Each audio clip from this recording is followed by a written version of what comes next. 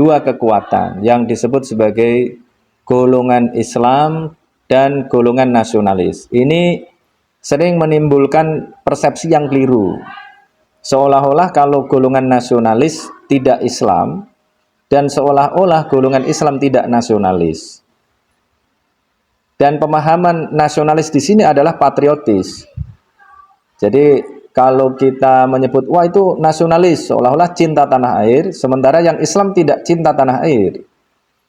Atau yang nasionalis tadi tidak Islam.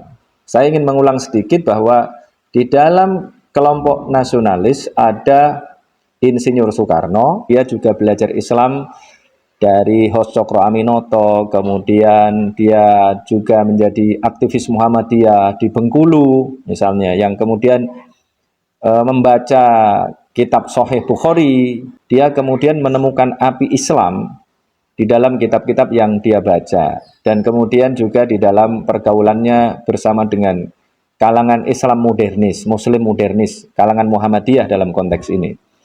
Kemudian di situ ada Pak Hatta, ya, ada Muhammad Hatta. Hatta ini anak tokoh Torekoh di Sumatera Barat. Jadi kalau kita kemudian mengatakan bahwa kelompok nasionalis ini tidak Muslim, ya tidak tepat gitu. Itu karena perspektifnya saja dipengaruhi oleh pemikiran-pemikiran Barat. Karena Pak Hatta kuliah di Eropa, sekolah di Eropa, maka kemudian paradigmanya menjadi paradigma Eropa, tetapi nuansa Islamnya juga tidak hilang. Kemudian Pak Karno walaupun tidak kuliah di luar negeri, tetapi dia sekolah di sekolah buatan Belanda. Kemudian kelompok Islamnya adalah wakil dari Muhammadiyah dan NU. Lebih banyak Muhammadiyahnya, dan yang menonjol dari NU adalah Kiai Wahid Hasyim. Nah, kenapa disebut sebagai kelompok Islam? Ini banyak ditutup-tutupi ini. Saya ingin mengatakan apa adanya, bahwa NU dan Muhammadiyah, Muhammadiyah dan NU pada awalnya memang menginginkan agar Indonesia ini dikonstruksi sebagai negara Islam. Jadi Indonesia ini awalnya oleh mereka akan dikonstruksi sebagai Islamic State atau negara Islam. Maka kemudian mereka disebut sebagai kelompok Islam.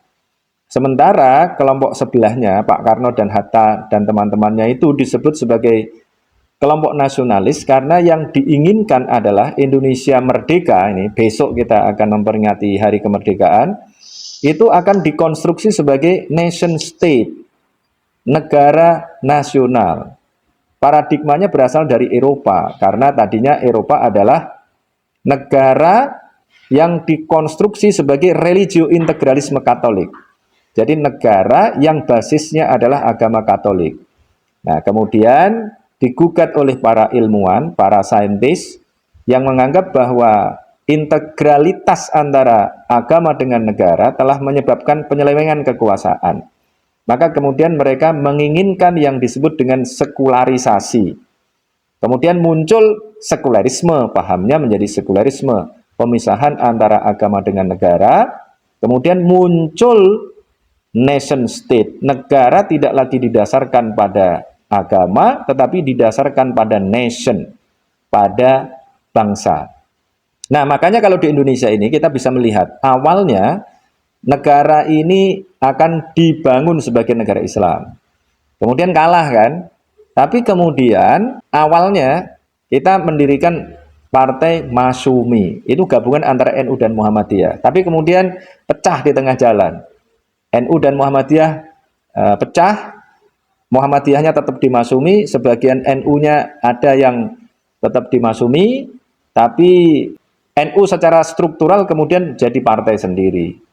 Nah, baru kemudian pada era Orde Baru terjadi dinamika yang luar biasa, kemudian bersatu lagi pada tahun 1999.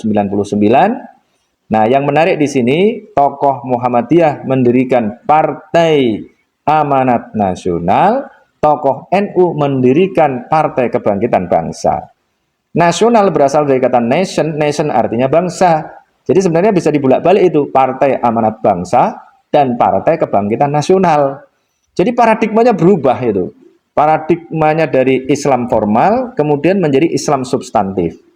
Jadi kalau para pendiri Republik dari golongan NU dan Muhammadiyah dulunya menginginkan negara Islam, tetapi generasi berikutnya kemudian justru menginginkan negara nasional. Nah ini yang mesti kita lihat secara proporsional. Nah inilah yang kemudian bisa kita ambil pelajaran bahwa memang paradigma politik ini sangat dinamis dan kita mesti memahami ini dengan baik.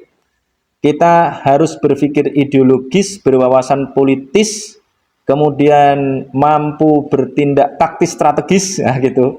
Jadi ada 3 levelnya itu: berpikir ideologis, berwawasan politis, bertindak taktis strategis. Karena kalau tidak begitu, ya kita kalah di dalam politik. Karena politik ini adalah seni yang menurut saya lebih berat, paling berat di antara seni-seni yang lain. Kalau saya membandingkan misalnya untuk berilmu itu, kalau secara formal ya, untuk menjadi doktor ini misalnya ya cukup mempengaruhi 9 profesor sudah jadi doktor.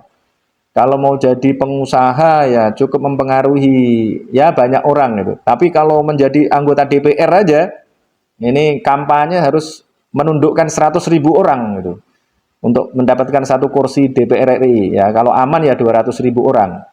Nah kemudian kalau presiden harus menundukkan 150 juta rakyat Indonesia. Nah ini kan nggak gampang. Ini seni yang luar biasa, tidak gampang. Nah, maka kita harus tadi itu berpikir ideologis, tetapi harus berwawasan politis, bertindak taktis strategis.